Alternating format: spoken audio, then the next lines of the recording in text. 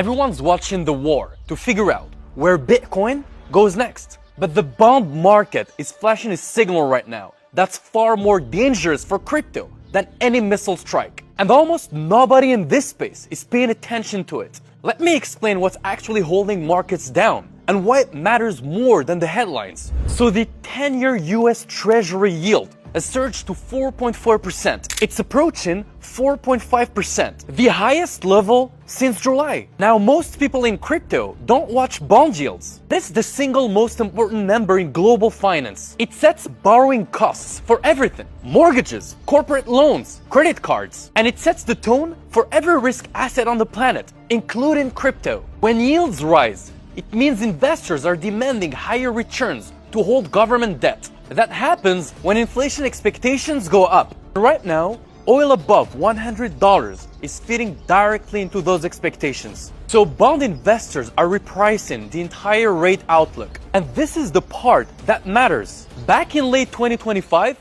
markets were pricing in multiple rate cuts through 2026. That expectation is now gone. Futures markets show the Fed keeping rates higher for much longer. Some traders are even pricing in a 50% chance of a rate hike by October. That's a complete reversal from where we were 3 months ago. Now, why does this crush crypto and gold? Because Bitcoin and gold pays no yield. And you can get a 4.5% risk-free from a government bond. The opportunity cost of holding something volatile that generates zero income goes up massively. Institutional money looks at that math every single day. And right now, the math says bonds over Bitcoin or gold. The bond market is by far the biggest problem in the US right now. Bigger than the energy situation. And if the 10-year breaks above 5%, it could trigger a mini financial crisis that forces the Fed to intervene with emergency liquidity. So the level to watch is 4.5%.